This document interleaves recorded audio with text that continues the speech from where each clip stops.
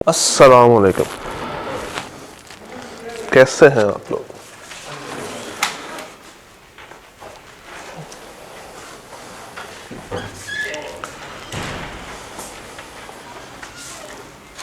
Thank you.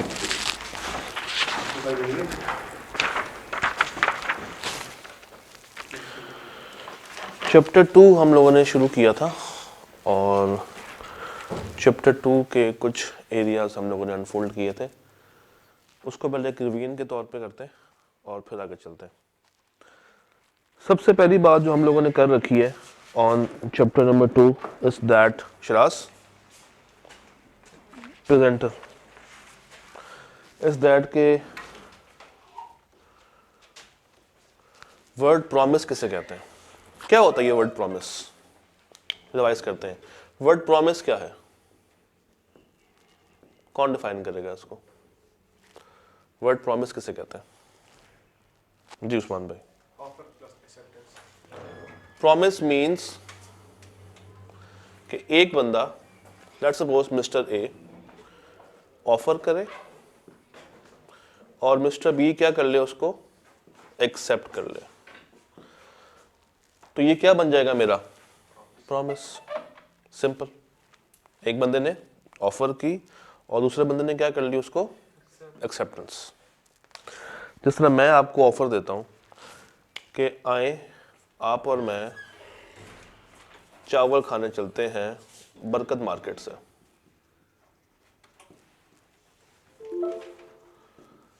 तो अगर आप इसको क्या कर लें, एक्सेप्ट कर लें, तो ये मेरी तरफ से आपको क्या बन जाएगा, एक वादा बन जाएगा, जिसमें सिर्फ फायदा किसको हो रहा है? आपको। मुझे कोई फायदा इन रिटर्न नहीं हो रहा, यानी कि फायदा मिस्टर बी को हो रहा है, मिस्टर ए के सिर्फ क्या लगेंगे, पैसे। तो ये है promise. Promise is basically social promise. Promise normally कौन सा होता है? सोशल। और सोशल कहते हैं किस चीज को? सामाजिक। सिंपल सी डेफिनेशन। जो बंदा ऑफर दे रहा है उसको हमने क्या नाम दिया था? इसको हमने कहा था ये कौन है? ऑफरर। और जो बंदा एक्सेप्टेंस दे रहा है ये कौन है? ऑफरी। इसका एक और नाम भी था, प्रोमिजर। इसका भी एक और नाम था, प्रोमिजी।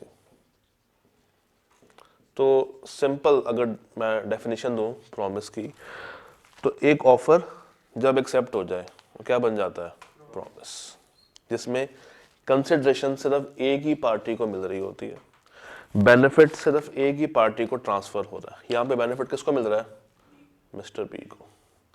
तो mister B is having consideration, और किससे मिल रही है? From mister A. From mister A. याद है? क्लियर?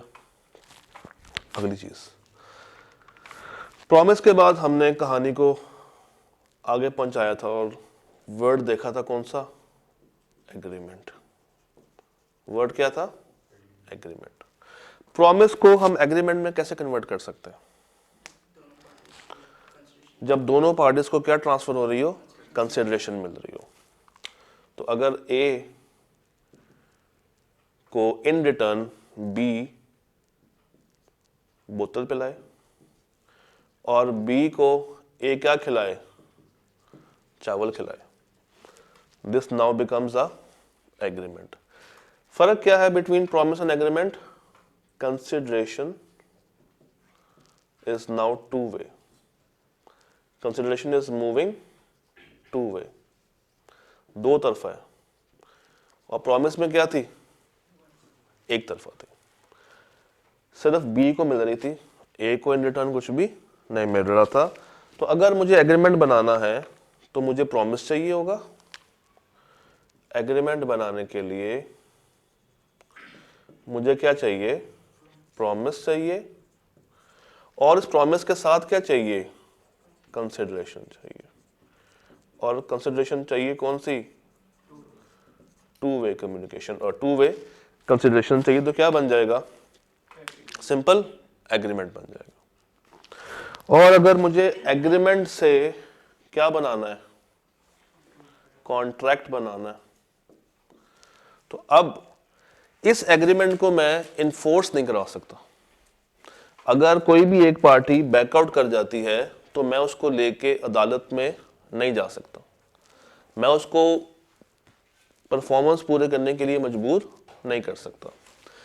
उस वक्त करूंगा जब ये एग्रीमेंट मेरा लीगली एनफोर्स करे पार्टीज को। और पार्टीज कौन सी यहां पे, ए और बी। अगर ये एग्रीमेंट मैंने रिटन फॉर्म में किया हो, स्टाम्प पेपर पे किया हो, और ये एक बिजनेस ट्रांजैक्शन हो, क्या हो, बिजनेस ट्रांजैक्शन हो, तो सर उस वक्त ये एग्रीमेंट किस में कन्वर्ट हो जाएगा, कॉन्ट्रैक्ट में। यानी कि सोशल प्रॉमिस यहां भी नजर आ रहा है, ठीक, और जो आपका कॉन्ट्रैक्ट होता है वो नॉर्मली सोशल नहीं होता, वो किस वर्ड में होता है, वो बिजनेस की सेंस में चल रहा होता है। तो कॉन्ट्रैक्ट बनाने के लिए फॉर्मूला क्या बनेगा, contract is equal to agreement plus plus legal binding, agreement plus legal binding. याद है, क्लियर है? 3 लफ्ज पढ़े हैं, एक पढ़ा है प्रॉमिस, एक पढ़ा है एग्रीमेंट और एक पढ़ा है कॉन्ट्रैक्ट। तीनों को अगर आपको मैं स्क्रीन पे दिखाऊं तो promise, when the person to whom the proposal is made signifies his assent, the proposal is said to be accepted।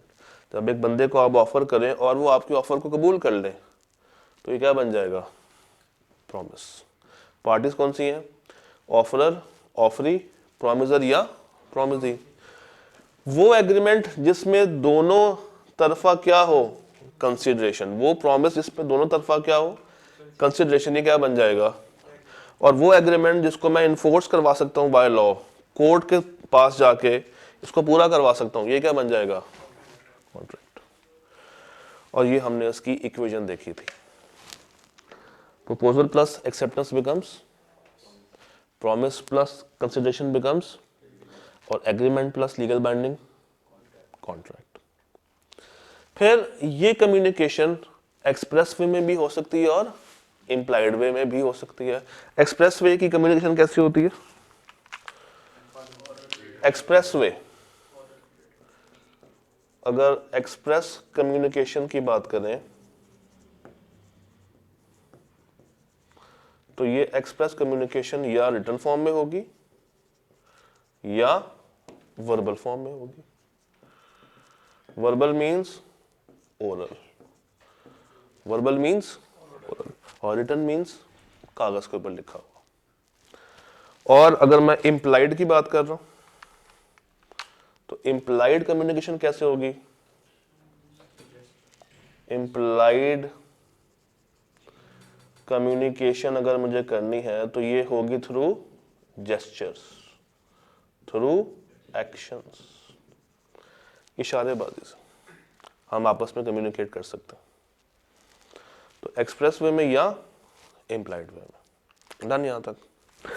पर हम लोगों ने ऑफर को स्टार्ट किया था, ऑफर किसे कहते हैं, और हमने ऑफर को डिफाइन किया था when one person signifies to another, जब एक बंदा दूसरे को सिग्निफाई करे, अपनी बात बताए, किसी काम को करने के लिए या किसी काम को ना करने के लिए, टू डू समथिंग और not to do something. Not to do क्या वर्ड क्या था, abstain, with a view to obtain the assent of other party. किस नियत से कर रहा है कि वो दूसरी पार्टी की रजामंदी को जान सके कि वो एग्री करता है या एग्री नहीं करता।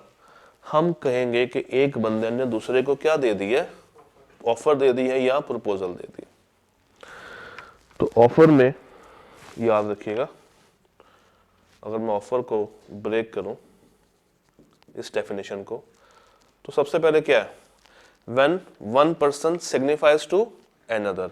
अब अगर आप गौर करें तो पहली लाइन में वो एक उसका फीचर भी बता रहा है कि कम से कम कितनी पार्टीज होनी चाहिए, 2, क्योंकि एक बंदा ऑफर करेगा किसी दूसरे बंदे को ही कर रहा होगा, तो there should be at least कितनी पार्टीज, 2 पार्टीज। और इनका नाम क्या होगा, एक बन जाएगी ऑफरर और एक क्या कहलाएगी, ऑफरी। एक ऑफरर होगा और एक ऑफरी होगा। सर जी ऑफर किसी काम को करने के लिए भी हो सकती है और किसी काम को ना करने के लिए भी हो सकती है, और नॉट टू डू का वर्ड क्या हम यूज करते हैं, abstain. Offer can be made to do something and offer can be made to stop someone from doing something. जिस तरह कल हम लोगों ने बात की थी कि आपने पैसे दिए वॉचमैन को कि तुमने सोना नहीं है और ना सोने के मैं तुम्हें पैसे पे करूंगा, तो एब्सटेन फ्रॉम डूइंग समथिंग। ऐसा क्यों कर रहे हैं कि हम उसके क्या हासिल करना चाहते हैं, असेंट। हम उसके क्या हासिल करना चाहते हैं, असेंट। और असेंट का मीनिंग क्या होता है, रजामंदी। हम हासिल करना चाहते हैं उसकी असेंट, कि वो एग्री करता है या एग्री नहीं करता।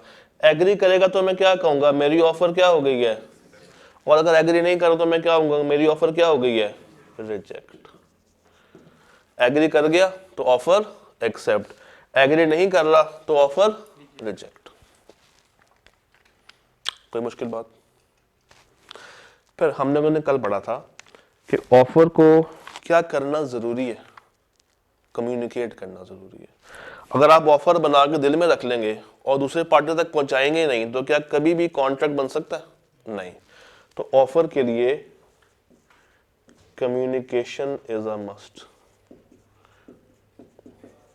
एक ऑफर के लिए क्या सबसे ज्यादा जरूरी है, उसको कम्युनिकेट करना। फिर जो आप ऑफर कर रहे हैं that should be certain and definite.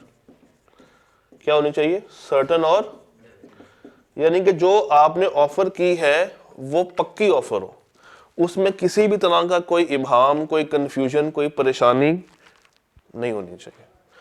जो चीज़ आपने खरीदनी है, जो चीज़ आपने बेचनी है, जितनी क्वांटिटी में लेनी है, जिस क्वालिटी की चाहिए, आपको सारी बातें बतानी चाहिए। अगर आपने सारी बातें कम्युनिकेट नहीं की तो वो कभी भी वैलिड ऑफर नहीं कहलाएगी, वो कभी भी वैलिड ऑफर नहीं कहलाएगी। अगर आप ऐसी ऑफर कर रहे हैं जिसमें इंफॉर्मेशन हासिल की जा रही है, तो उसको हमने कल एक नाम दिया था, क्या नाम था, इनविटेशन टू ऑफर। एक ऐसी ऑफर जिसमें सिर्फ आप क्या ले रहे हैं, इंफॉर्मेशन हासिल कर रहे हैं, तो उसका नाम क्या था, invitation to offer. Invitation to offer. और ये ऑफर से किस तरह फर्क है, इसका डिफरेंस क्या था ऑफर के साथ, इसमें सिर्फ आप इंफॉर्मेशन को पास ऑन कर रहे हैं। और इनविटेशन टू ऑफर का मतलब ये होता है कि जब तुम्हें सारी इंफॉर्मेशन मिल जाएगी, तुम आगे हमें क्या दोगे, ऑफर। तब ये डेफिनेशन बनेगी कि हम कुछ करना चाहते हैं या किसी काम को करने से रोकना चाहते हैं, और उसके बदले आपको क्या देंगे हम, पैसे। पैसे मीन्स कंसिडरेशन, वैल्यू, बेनिफिट। तो offerer can not make offer to himself, क्योंकि कम से कम कितनी पार्टीज होनी चाहिए, 2। It should be certain and definite. क्या इसमें ऑफरर जो ऑफर कर रहा है कोई कंडीशंस वगैरह ऐड कर सकता है, जी कर सकता है। और अगर उसने कोई कंडीशंस ऐड की हैं तो वो सारी कंडीशंस उसको कम्युनिकेट करनी पड़ेंगे, किसको, ऑफरी को। तो कम्युनिकेशन भी जरूरी है। और कम्युनिकेशन कब पूरी होती है, जब दूसरी पार्टी के नॉलेज में आ जाए, दूसरी पार्टी के नॉलेज में आ जाए। और अगर मैं खत की बात करूं तो कम्युनिकेशन कब पूरी होगी, जब खत पहुंच जाए, जब खत मेरा पहुंच जाता।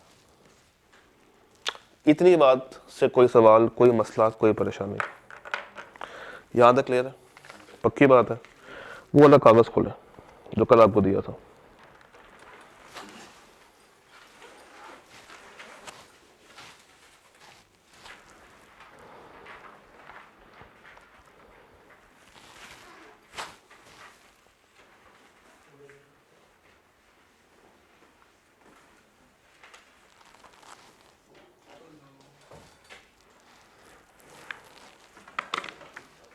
हाँ जी खोला।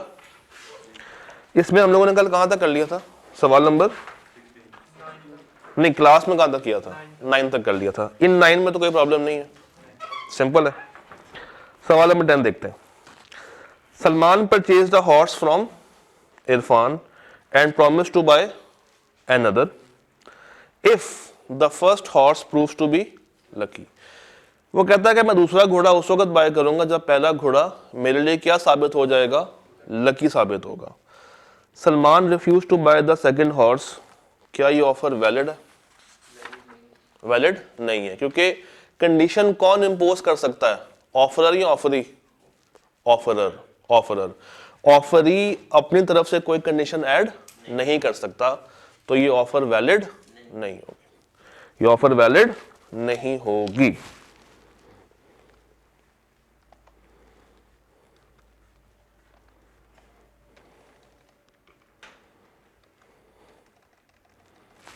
ये ऑफर वैलिड नहीं होगी,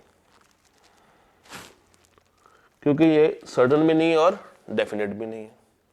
पहला घोड़ा लकी होगा या नहीं होगा हमें आज तो पता नहीं है, और हमने क्या कहा था, offer should be certain and definite. सवाल नंबर 11। Adeel ask Mohsin to send the reply of his offer by email, मगर मोहसिन ने उसको रिप्लाई किस पे भेज दिया, लेटर पे। बताएं क्या अदील इस एक्सेप्टेंस को रिजेक्ट कर सकता है या नहीं कर सकता? मेरा आपसे पहला सवाल है, पहला सवाल, इस सवाल नंबर 11 में ऑफरर कौन है? अदील ने मोहसिन को कहा है, ऑफरर कौन है? अदील ऑफरर है और ऑफरी कौन है? मोहसिन। तो फर्स्ट स्टेप तो आपने ये पता करना है कि ऑफरर और ऑफरी में फर्क क्या है। ऑफर कौन कर रहा है? अदील। किसको कर रहा है? मोहसिन को। और ये जो अदील भाई साहब कह रहे हैं कि मुझे जवाब किस में चाहिए, ईमेल में चाहिए, क्या मैं इसको स्पेशल कंडीशन कह सकता हूं, एक स्पेशल टर्म कह सकता हूं? और क्या स्पेशल टर्म ऑफरर ऐड करता है या ऑफरी ऐड करता है? ऑफरर ऐड करता है। तो यहां पे ऑफरर कौन है? अदील, तो वो ऐड कर सकता है। तो मोहसिन को क्या चाहिए था कि उसकी बात को मानता, उसने उसकी बात मानी नहीं। उसने मेल का जवाब किस पे दे दिया? लेटर पे दे दिया।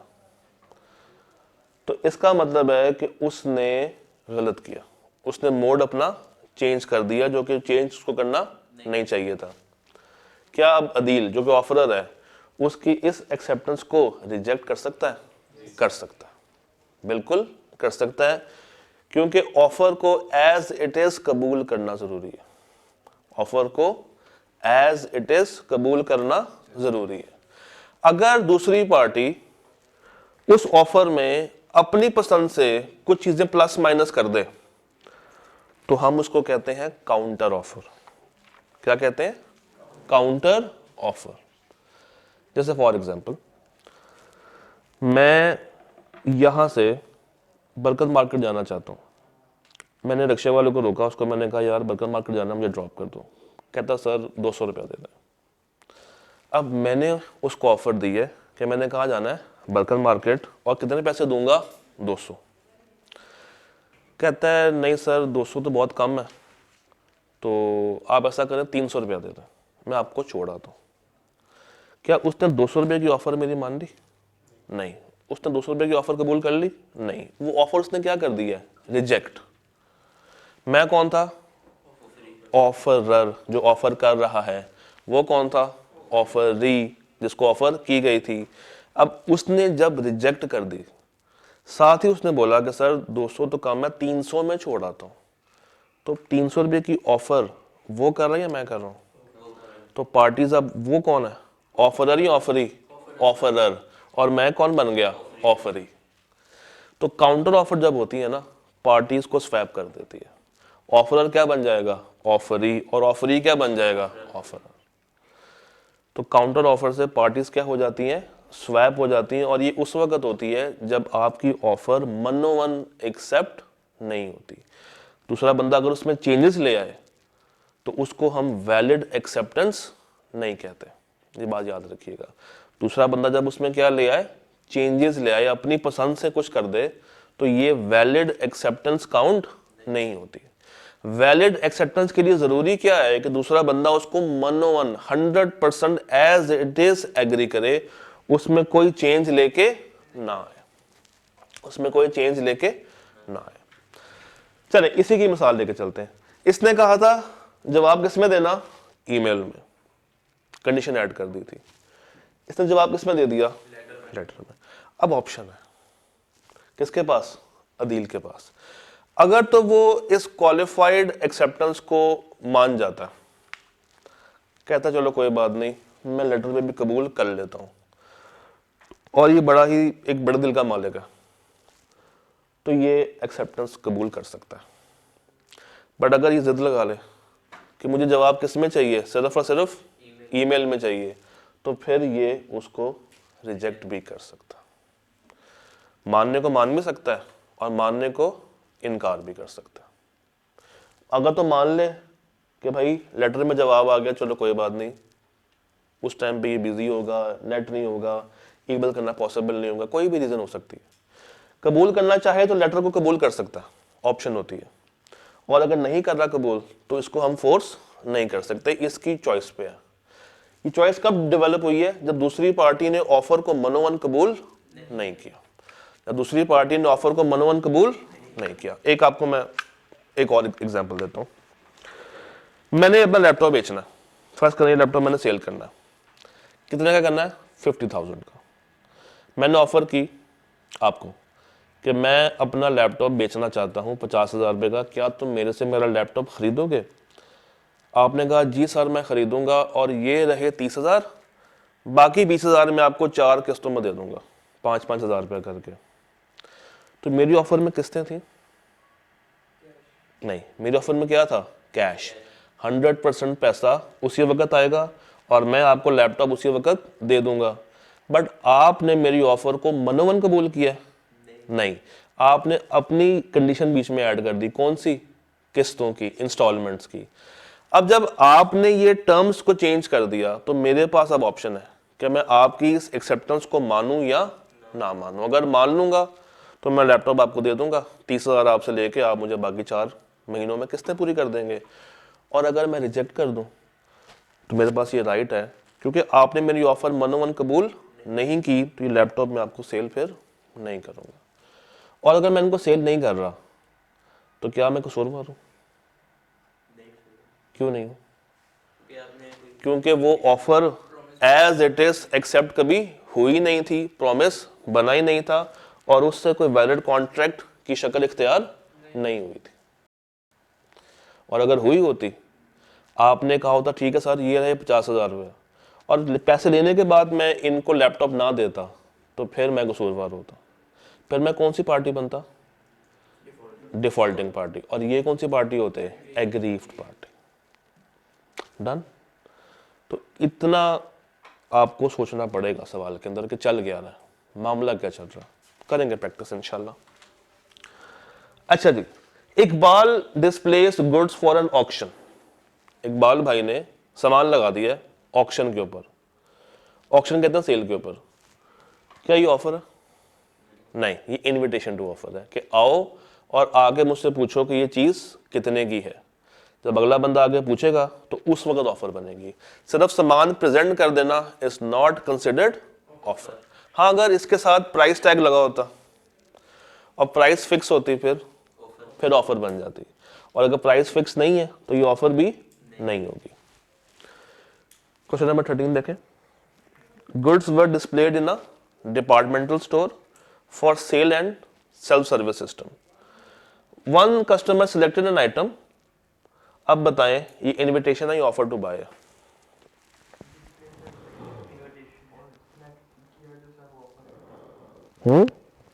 दोबारा बताएं। देखें, आपको जो कॉलेज ब्रोशर देता है, हम बीलॉ के 4 बैच दे रहे हैं, वो 4 बैच में टाइम लिखा होगा, टीचर का नाम लिखा होगा, डेज लिखे होंगे, वो इनविटेशन है। आप उसमें से कबूल कौन सी करते हैं, वो क्या है, ऑफर। और जो आपने एक्सेप्ट कर ली, मतलब जो आपने डिसाइड कर लिया कि हाँ मैंने ये दूसरे वाले बैच में जाना है, तो आप कॉलेज को आके क्या कहेंगे कि मुझे दूसरे वाले बैच में एनरोल कर दो। वो आपकी तरफ से क्या आ गई कॉलेज को, ऑफर। और जो कॉलेज ने आपको ब्रोशर दिया हुआ है वो क्या है, इनविटेशन, कि चूज करके आ जाओ, हम तुम्हें सारी की सारी इंफॉर्मेशन दे रहे हैं। डन। तो अगर गुड्स लगी हुई हैं डिपार्टमेंटल स्टोर में, आप जाते हैं किसी भी स्टोर में, वहां पे आपको चीजें काउंटर पे पड़ी हुई नजर आ रही होती हैं, शेल्फ पे पड़ी हुई नजर आ रही होती हैं, और आपके हाथ में ट्रॉली है।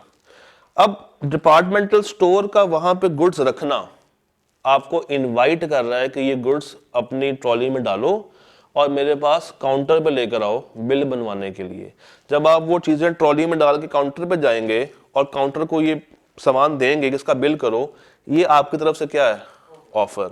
काउंटर वाला जब आपको बिल बना के देगा, इट मींस कि उसने आपकी ऑफर को क्या कर दिया, एक्सेप्ट कर दिया। तो आपको सामान मिल गया और उसको पैसे मिल गए, तो दोनों को क्या मिल गई, कंसिडरेशन। ये क्या बन गया, एग्रीमेंट। और अगर आपने पैसे दे दिए हो और वो आपको सामान ना दे, या वो सामान दे दे आप उसको पैसे ना दें और वहां से भाग जाए, तो आप लीगली इन्फोर्स वो आपसे करवा सकता है। आप क्या बन जाएंगे, डिफॉल्टिंग पार्टी, वो क्या बन जाएगा, एग्रीव पार्टी। इजी, कोई मसला, कोई परेशानी। अ शू shiner starts shining one shoe without being asked. बगैर कहे एक बंदा आके आपको जूते साफ करना शुरू कर दे। ये ऑफर एक्सप्रेस है या इम्प्लाइड है, इम्प्लाइड है। और अगर मोहसिन ने बुलाया है नूर को कि भाई मैं बाइक बेचना चाहता हूं 20,000 रुपए की, बाकायदा बता रहा है, तो ये एक्सप्रेस के इम्प्लाइड, एक्सप्रेस। आजम ने खत लिखा बाबर को, मुझे बताइए कम्युनिकेशन कब पूरी होगी, जब खत उस तक पहुंच जाएगा। अगर 5 तारीख को खत लिखा है, 10 तारीख को पहुंच रहा है, तो ऑफर कब पूरी होगी, 10 तारीख को। इजी, कोई प्रॉब्लम, कोई परेशानी। आगे चलें आज।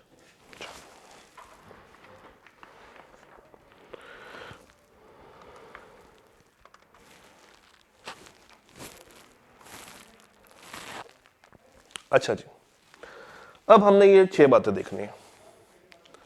हमें समझ आ गई कि प्रॉमिस क्या है, एग्रीमेंट क्या है, कॉन्ट्रैक्ट क्या है और ऑफर क्या है। हमने आज ये पढ़ना है कि ऑफर कैसे कैसे खत्म की जा सकती है। एक ऑफर जब आपने कर दी, तो क्या अब आप अपनी ऑफर को खत्म कर सकते हैं या नहीं कर सकते, या ऑफर कैसे कैसे बाय डिफॉल्ट ऑटोमेटिकली क्या कर जाएगी, लैप्स कर जाएगी। लैप्स कहते हैं खत्म हो जाना, कैंसल हो जाना। लैप्स मींस कैंसल हो जाना या खत्म हो जाना। Number 1, revocation of offer before acceptance by the offeree. भाई मैंने ऑफर की, दूसरे बंदे ने अभी तक उसके ऊपर हां या ना में जवाब नहीं दिया। जब तक वो उसको हां या ना में जवाब नहीं दे रहा, उसके जवाब देने से पहले पहले मैं अपनी ऑफर को वापस ले सकता हूं। बात समझ आई? अगर वो हां कर देगा तो क्या बन जाएगा, प्रॉमिस। ना करेगा तो ऑफर ऑटोमेटिकली क्या हो जाएगी, खत्म। तो अगर ऑफर देने के बाद मुझे एहसास हो कि यार मैंने गलत ऑफर कर दी है, तो इससे पहले कि अगला बंदा मुझे जवाब दे, उसके जवाब देने से पहले पहले मैं अपनी ऑफर को वापस बुला सकता हूं। ये ऐसा ही है कि आपने व्हाट्सएप पे एक मैसेज किया, फिर आपको याद आया कि नहीं यार गलत कर दिया, तो आप मैसेज क्या कर देंगे, डिलीट कर देंगे। आपने अपनी उस दी हुई ऑफर को क्या कर दिया है, लैप्स कर दिया है, खत्म कर दिया है, रिवोक कर दिया है। चैप्टर का नाम क्या है, ऑफर एक्सेप्टेंस एंड रेवोकेशन।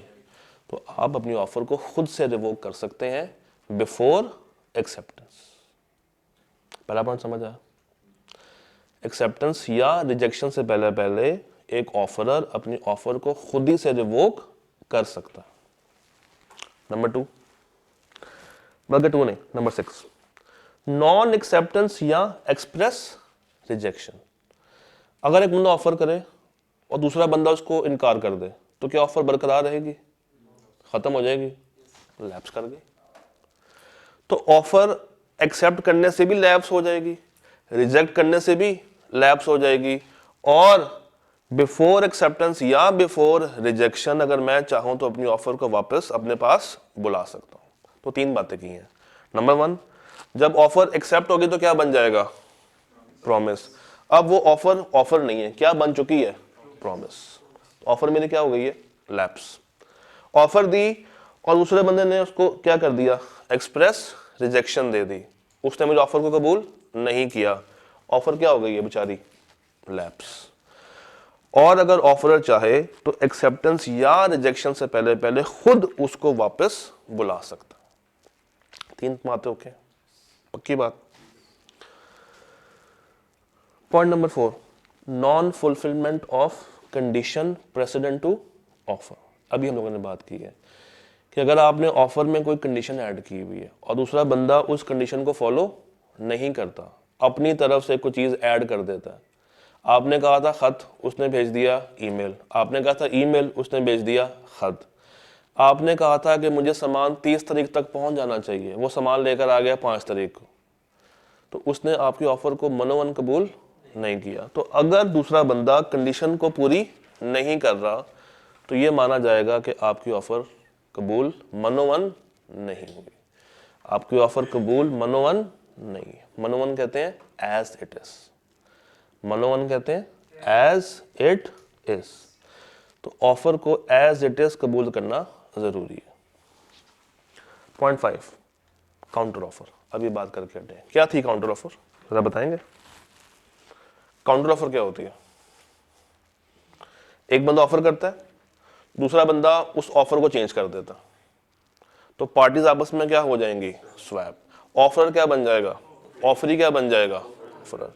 रक्षा वाले को कहा बर्तन मार्केट जाना है, 300 रुपया दूंगा। वो कहता है सर सफर लंबा है, 500 रुपये से कम नहीं लूंगा। तो मैंने 300 रुपये की क्या दी थी उसको, ऑफर। उसने 300 रुपया रिजेक्ट करके मुझे नई ऑफर दे दी, कितने की, 500 की। अब ऑफरर कौन है, मैं कौन हूं, पहले ऑफरर कौन था, मैं। ऑफरी कौन था, अच्छा उसने कहा 500, मैंने कहा यार 500 बहुत ज्यादा है, 400 में चलोगे। अब पार्टीज फिर से स्वैप हो जाएंगी। 300 की उसने काउंटर किया, उसका 500 का मैंने काउंटर किया। अब मैंने क्या नई ऑफर दी उसको 400 की। अब ऑफरर कौन है, ऑफरी कौन है, रिक्शे वाला। तो काउंटर ऑफर से पार्टीज क्या हो जाती हैं, स्वैप, और जो पुरानी ऑफर होती है वो खत्म हो जाती है। 300 की ऑफर को उसने काउंटर किया किससे, 500 से, तो 300 की ऑफर क्या हो गई, खत्म। 500 की ऑफर को मैंने काउंटर किया किससे, 400 से, तो 500 वाली ऑफर क्या हो गई, खत्म। अब नई ऑफर क्या है, 400 की। अगर तो वो कहता सर बैठ जाए, तो बैठ जाऊंगा, वो मुझे छोड़ाएगा। और अगर कहता नहीं सर आप बहुत बहस कर रहे हैं, रिक्शा स्टार्ट करो और चला जाए, एक्सप्रेस रिजेक्शन, डन। तो काउंटर ऑफर क्या है, an offer by offeree in response to the original offer. तो काउंटर ऑफर के आने से असल ऑफर खत्म हो जाती है, वो बरकरार नहीं रहती। तो अभी तक हम लोगों ने क्या पढ़ा, कैसे कैसे तरीकों से ऑफर को खत्म किया जा सकता है।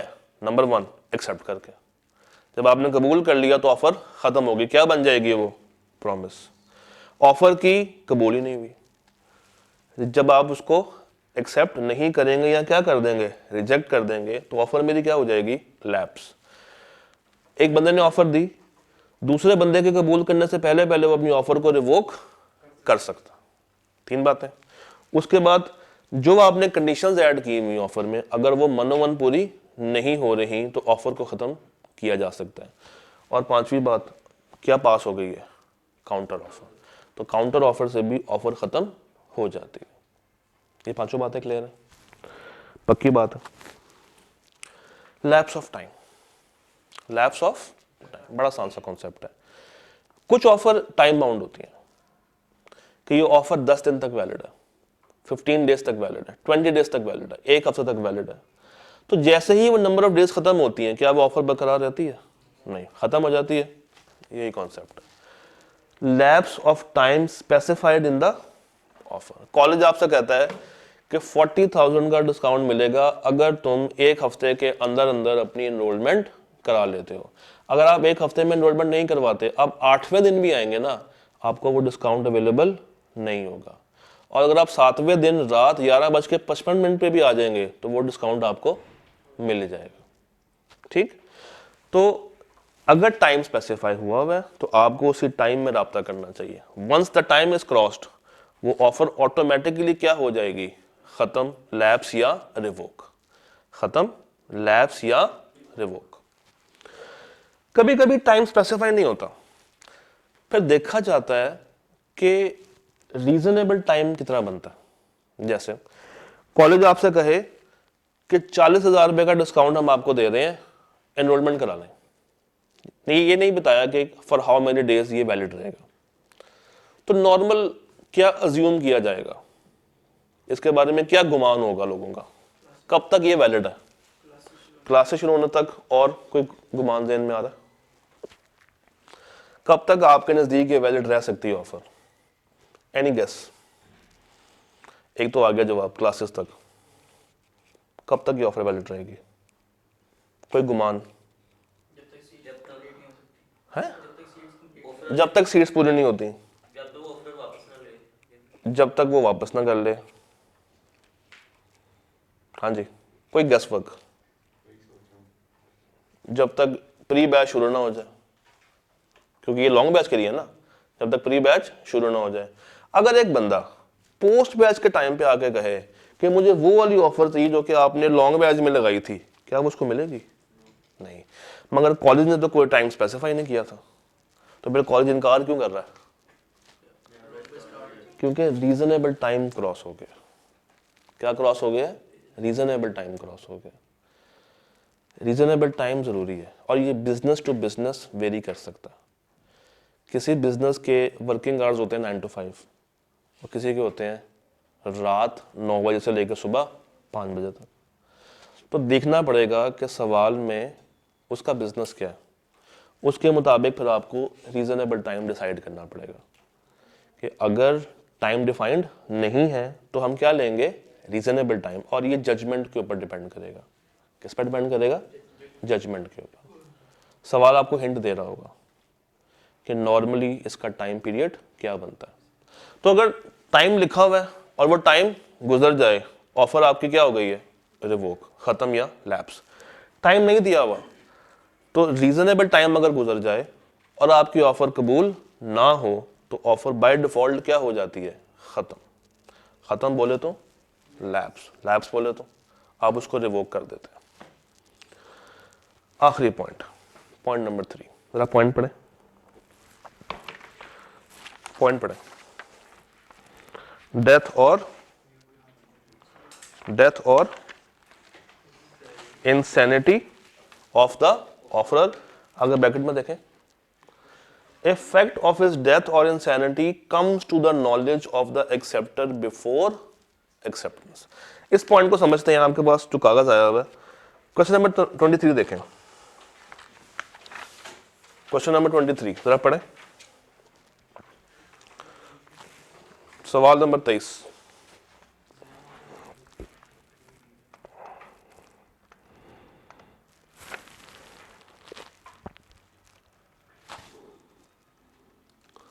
यहाँ पे सवाल होगा जैन का है। Jain offered Dawood his car for ₹3 million on 15 January. ये 15 जनवरी कौन सी डेट है? ऑफर की या एक्सेप्टेंस की? ऑफर की डेट है। जैन ऑफर कर रहा है दाऊद को कि वो अपनी गाड़ी बेचेगा 3 मिलियन की। कब? 15 जनवरी को ये ऑफर गई है। जैन की डेथ हो गई है कब? 18 जनवरी। ये जैन ऑफरर था या ऑफरी था? ऑफरर था। दाऊद ने उसकी एक्सेप्टेंस कबूल कर ली है 20 जनवरी को, यानी कि डेथ होने के बाद दूसरी पार्टी ने उसकी ऑफर को क्या कर लिया है? कबूल कर लिया। When he became aware of his death, इस लाइन को अंडरलाइन करें। When he became aware of his death, when he became aware of his death, हो गया अंडरलाइन? हो गया? पक्की बात है? अच्छा, can the offer be accepted under given circumstances? Rule क्या है? रूल देखें। जैन ने ऑफर की। जैन कौन है? ऑफरर। दाऊद कौन है? ऑफरी। ऑफर किस चीज की है? एक बंदे को गाड़ी मिलेगी, इन रिटर्न क्या मिलेगा? 3 मिलियन। ऑफर किस डेट पे हो रही है? 3 दिन के बाद जैन की डेथ हो गई। और ये जानते हुए कि जैन की डेथ हो गई है, दूसरी पार्टी ने उसको क्या कर लिया है, कबूल। कबूल कब कर, डेथ के पहले या डेथ के बाद, डेथ के बाद। और जो बंदा कबूल कर रहा है, जो ऑफरी है, उसको पता है कि इसकी डेथ हो चुकी है और ये जानते हुए उसने इसकी ऑफर कबूल कर ली है। लॉ कहता है कि अगर तो उसको इल्म था, अगर तो उसको इल्म था कि ऑफरर की डेथ हो चुकी है और इल्म होने के बावजूद ऑफरी उसकी पुरानी की हुई ऑफर को एक्सेप्ट कर रहा है, तो ऐसी एक्सेप्टेंस को हम नहीं मानते, ऐसी एक्सेप्टेंस को हम नहीं मानते। क्योंकि नॉर्मल रूल बताऊं क्या है, नॉर्मल रूल ये है कि अगर एक बंदा ऑफर करे और ऑफर करने के बाद उसकी डेथ हो जाए, या ऑफर करने के बाद वो पागल हो जाए, इनसेन हो जाए, दीवाना हो जाए, तो जब वो मर चुका है या जब वो इनसेन हो गया है, उसकी की हुई तमाम ऑफर खत्म हो जाएंगी। और अगर वो बंदा जिसको इल्म है कि अब इसकी डेथ हो गई है या अब ये दीवाना हो गया है, इनसेन हो गया है, पागल हो गया है, ये जानते हुए अगर वो उसको कबूल कर रहा है, तो ऐसी एक्सेप्टेंस हम वैलिड नहीं मानते, ऐसी एक्सेप्टेंस हम वैलिड नहीं मानते। ऑफर कब जारी थी, 15 को, डेथ कब हो रही है, कबूल कब कर रहा है, और when he became aware of his death. तो ऐसी ऑफर की कबूलियत होगी नहीं, ऐसी एक्सेप्टेंस को हम वैलिड एक्सेप्टेंस मानेंगे नहीं मानेंगे। कब नहीं मानेंगे, जब उसको पता था और उसने जानते हुए उस चीज को क्या कर दिया, एक्सेप्ट किया। ये पॉइंट समझ आया। अब सवाल नंबर 24 पढ़े जल्दी से।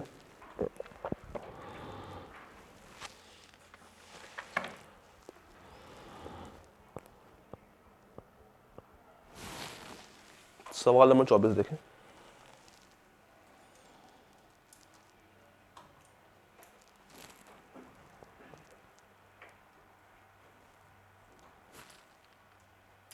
क्या कह रहा था ये सवाल, ये सेम सवाल है या फर्क सवाल है, क्या फर्क है। अब उसको इग्नोरेंस है, अब उसको नहीं पता कि ऑफर की डेथ हुई है या नहीं। अगर तो उसको नहीं पता तो लॉ उसको माफ कर देगा, फिर ये ऑफर की एक्सेप्टेंस मानी जाएगी। और अगर उसको पता था, उसको इल्म था कि उसकी डेथ हो गई है और वो कबूल कर रहा था, तो ये एक्सेप्टेंस वैलिड नहीं होगी। बट अगर इसने इग्नोरेंस में दे दी है, किस में दे दी है, इग्नोरेंस में दे दी है, तो हम इसको वैलिड एक्सेप्टेंस ट्रीट करेंगे। अब सवाल पैदा ये होता है कि वो तो बेचारा मर गया, ये पूरा कौन करेगा, जिसकी मलकियत में जाएगी उसके घर वाले पूरे करेंगे। इसके लिए लॉ एक वर्ड यूज करता है, लीगल रिप्रेजेंटेटिव। क्या वर्ड यूज करता है, लीगल रिप्रेजेंटेटिव। अगर एक बंदे की डेथ हो जाए, प्रोमिसर की अगर क्या हो जाए, डेथ हो जाए, तो इसके लीगल वुर्सा जो होते हैं, कौन, इसके लीगल रिप्रेजेंटेटिव्स, ये उसकी परफॉर्मेंस को पूरा करते हैं, ये इसकी परफॉर्मेंस को क्या करते हैं, कंप्लीट करते हैं, पूरा करते हैं। In case of death of promisor, in case of death of promisor फिर पूरा कौन करेगा इस वादे को, इस कॉन्ट्रैक्ट को, उसके लीगल रिप्रेजेंटेटिव्स। अब अगर आपको एग्जांपल समझ आ गई है तो पॉइंट भी समझ आ जाएगा। Let me take you back. अब पॉइंट नंबर 3 पढ़े जरा। डेथ और इंसैनिटी किसकी, ऑफरर की, ऑफरी की, ऑफरर की।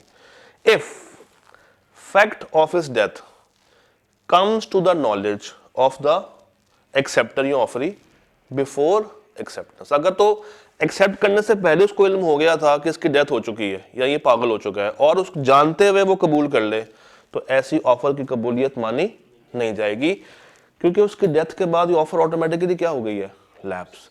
बट अगर उसको इल्म नहीं था और इग्नोरेंस में उसने एक्सेप्ट कर लिया, तो फिर लीगल वुर्सा को ये पूरा करना पड़ेगा।